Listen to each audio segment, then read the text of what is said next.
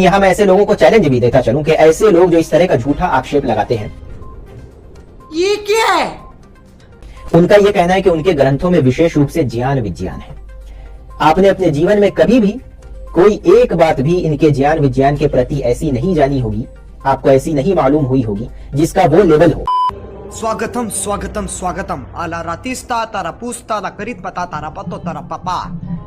जिन लोगों को समझ में आया बहुत अच्छी बात है, जिनको नहीं समझ में आया तो रुको जरा, सब्र करो।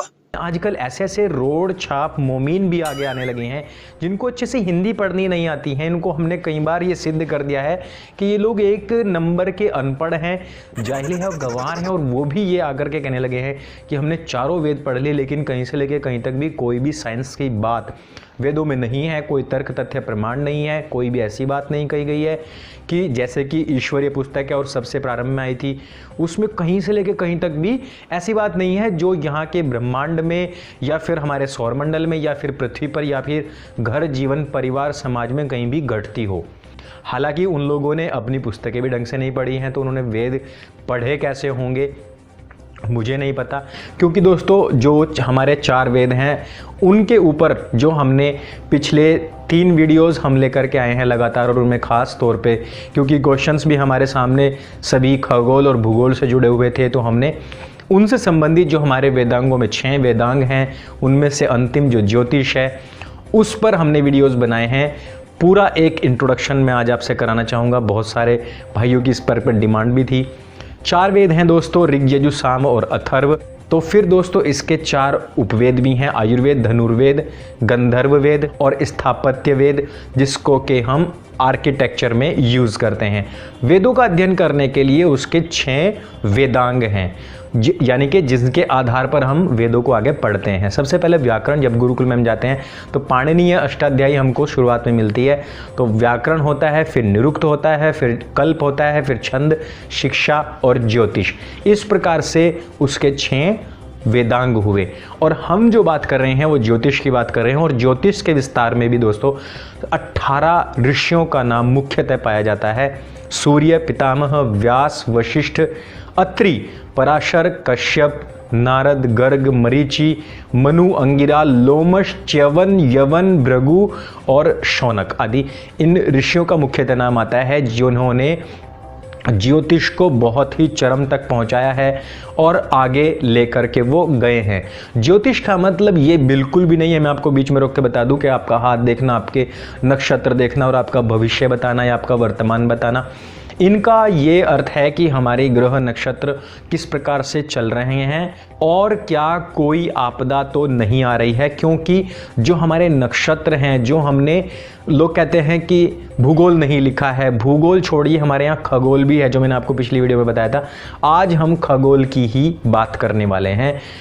नक्षत्र, ग्रह, तारा मंडल से हमको आने वाली आपदाओं के विषय में पता पड़ता है, जिसको हम जानेंगे खगोल शास्त्र में। तो दोस्तों जिस प्रकार से भूमि को सरलता से समझने के लिए हमने उस पर बहुत सारी रेखाएं बनाई हुई हैं और उनके अलग अलग भाग को हम जानते हैं और फिर उस पर अध्ययन करते हैं, उसी प्रकार से हमने हमारे ऋषियों ने पूरे ब्रह्मांड को, जिसको हम ख कहते हैं, खगोल अर्थात पूरे ब्रह्मांड को गोल माना और उसको 30-30 डिग्री के एंगल पर काटा। 360 को काटने पर यहाँ से हमको मिले 12 भाग और उनको अलग अलग राशियों में काटा है। जैसे कि मसलन हमारे पास में 12 राशियाँ हैं, यानी कि मेष है, वृष है, मिथुन, कर्क, सिंह, कन्या, तुला, वृश्चिक है, धनु, मकर, कुंभ और मीन। इनमें सूर्य, चंद्र, पृथ्वी को अलग अलग कैलकुलेट किया जाता है। अब इसी 360 को हमारे ऋषियों ने काटा है डिग्री 20 मिनट पर प्रत्येक भाग को, और वहां से हमको मिले 27 भाग। उन 27 भागों को कहा जाता है नक्षत्र। अश्विनी, भरणी, कृत्तिका, रोहिणी, आद्रा, पुनर्वसु, पुष्य, आश्लेषा, मघा, पूर्व फाल्गुनी, उत्तरा फाल्गुनी, हस्त, चित्रा, स्वाति, विशाखा, अनुराधा, ज्येष्ठा, मूल, पूर्वाषाढ़ा, उत्तराषाढ़ा, धनिष्ठा, शतभिषा, पूर्व भाद्रपद, उत्तर भाद्रपद और रेवती। इस प्रकार से दोस्तों ये 27 टुकड़े हुए। अब इनमें चंद्रमा की गति को देखा जाता है।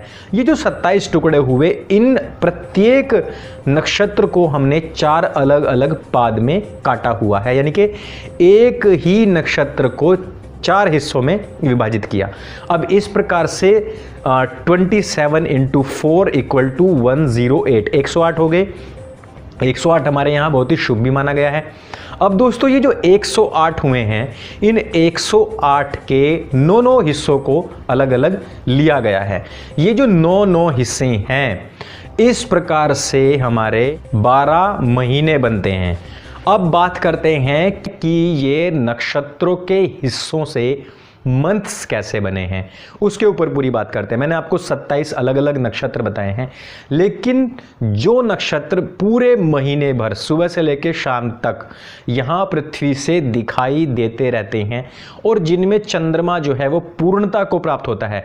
मैंने पहले ही बताया कि जो नक्षत्र है वो कोई पिंड नहीं है, वो केवल हिस्से हैं इस पूरे खगोल के। तो जिन भागों में चंद्रमा पूर्णता को प्राप्त होता है, अर्थात शुक्ल पक्ष की प्रथमा से लेकर के पूर्णिमा तक, वो जिन नक्षत्रों में अपना पूरा चमकने लग जाता है दोस्तों, उन नक्षत्रों के नाम पर ही हमारे 12 महीनों के नाम पड़े हैं। अब उन 27 में से ये 12 नक्षत्र कौन से हैं उनको सुन लीजिए। पहला नक्षत्र है चित्रा, चित्रा के नाम पर ही चैत्र पड़ा है। विशाखा नक्षत्र के नाम पर वैशाख पड़ा है। ज्येष्ठा नक्षत्र के नाम पर ज्येष्ठ महीना पड़ा है। आषाढ़ा के नाम पर आषाढ़ पड़ा है। श्रवण जो नक्षत्र है उसके नाम पर श्रावण महीना पड़ा है। भाद्रपद के नाम पर भाद्रपद, अश्विनी के नाम पर अश्विनी, कृत्तिका के नाम पर कार्तिक, मृगशिरा के नाम पर मार्गशीर्ष, पुष्य के नाम पर पौष, मघा के नाम पर माघ और फाल्गुनी के नाम पर फाल्गुन महीने का नाम पड़ा है। इस प्रकार से एक फुल डिटेल हमारे पास में है कि किस प्रकार से न केवल हमने भूगोल बल्कि खगोल को भी अलग अलग हिस्सों में लेकर के तब जाकर के हमने उसको इतना काउंट किया है, तब जाकर के हम बता पाए, हमारे ऋषि मुनि बता पाए कि ये डेट कब चेंज होगी, चंद्र ग्रहण कब होना है, सूर्य ग्रहण कब होना है, पृथ्वी की क्या गति है, क्या आपदाएं आ सकती हैं, किस दिन वर्षा बहुत ज़्यादा होगी, किस दिन नहीं होगी। वो सारी चीज़ें जो मनुष्य के लिए उपयोगी हैं, वो सारी चीज़ें वेदों में हैं, वेदांगों में हैं, और जितने भी उसके हेल्पिंग बुक्स हैं उन सब में हैं। ये होते हैं वैदिक ग्रंथ, ये होते हैं ईश्वरीय पुस्तक, जहां से मनुष्य के कल्याणार्थ सब कुछ पता लगता हो। उस पुस्तक को आप कैसे ईश्वरीय पुस्तक कह सकते हैं जिसमें यह बता दिया गया कि हमने खूंटे की तरह पहाड़ को गाड़ा है और कीचड़ में हमने सूर्य को डुबा दिया है और एक खाली स्थान से हमने सूर्य को निकाल दिया है। मनुष्य मात्र को उससे क्या प्राप्त हुआ? कुछ भी प्राप्त नहीं होता है। तो ऐसी जाहिलाना बुक्स को हम किस प्रकार से स्वीकार कर लें? हम नहीं कर सकते हैं, और जो लोग पढ़े लिखे हैं वो भी इनको स्वीकार नहीं करेंगे। राशियों पर आते हैं फटाफट एक बार फिर से घूम करके। 12 राशियां हैं। 12 राशियों के जो मैंने आपको नाम गिनवाए हैं, वो नाम क्यों गिनवाए उनको एक बार फटाफट रिवाइज कर लेते हैं। हमारे ऋषि मुनियों ने, उनके पास में वो सब यंत्र थे जिनसे कि उन्होंने तारामंडल को देखा। इसको 12 हिस्सों में अलग अलग विभक्त करने के लिए उनको कुछ पहचान चाहिए थी, क्योंकि पूरा का पूरा तारामंडल स्थिर है, वो कहीं दौड़ता भागता फिरता नहीं है। इसलिए उन्होंने उन तारों की संरचनाओं को एक साथ जोड़ करके कुछ आकृतियां निकालने की कोशिश की। यानी कि आकाश में किसी भी प्रकार से कोई भी सप्तऋषि नहीं बैठे हुए हैं, हालांकि वो राशि नहीं है, मैं अलग से बता रहा हूं।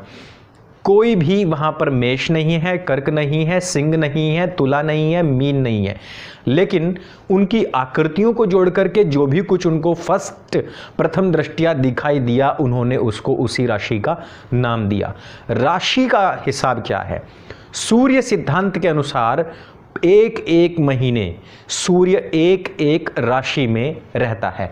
वो इसका मतलब ये बिल्कुल भी नहीं है कि सूर्य पृथ्वी के चक्कर लगा रहा है, बल्कि जब हमारी पृथ्वी से हम इस एंगल से देख रहे होते हैं और उस एंगल से देख रहे होते हैं, जब चारों तरफ से देख रहे होते हैं, तो वो हमको किस किस राशि में प्रतीत होता है, वो सारा कुछ राशियों का अध्ययन चलता है। दोस्तों, इस पूरी स्टडी में एक बात मैं आपको और बता दूं कि हमारे जो दिनों के नाम हैं वो ग्रहों के नाम पर हैं, और अगर हमारे पास में कोई ऐसा साइंस, कोई ऐसा विज्ञान ना होता जिससे कि हम ग्रहों का पता ना कर पाते, तो हम अपने दिनों के नाम बिल्कुल भी ना रख पाते। तो अब भी यदि कोई हमारे वेदों के ऊपर, उनकी साइंस के ऊपर, उनके विज्ञान के ऊपर शक करता है और केवल इतने सारे जो तथ्य प्रमाण हमने यहाँ पर प्रस्तुत किए हैं उनको केवल इस बात से काटना चाहता है कि हमारी पुस्तक में कहा गया है कि कयामत के दिन हम आसमान की खाल खींच लेंगे, तो दोस्तों वो निरा बेवकूफ़ है, एक नंबर का अनपढ़ ही हो सकता है। इससे ज़्यादा मैं उनके लिए कुछ भी नहीं कह सकता हूँ। हम सब आर्य हैं, हम सब श्रेष्ठ हैं। वेद हमारा पुस्तक है जिसने हमको सब कुछ दिया जो कि हमारे जीवन के लिए बहु उपयोगी था। इसलिए हमको अपने आर्य होने पर, अपने हिंदू होने पर, अपने सनातन वैदिक धर्मी होने पर बहुत ही ज़्यादा गर्व है। इस वीडियो में सिर्फ इतना ही। ये सीरीज़ अभी काफ़ी लंबी चलने वाली है। आप हमारे साथ लगातार जुड़े रहिए। सत्य सनातन वैदिक धर्म की जय। जय हिंद, वंदे मातरम।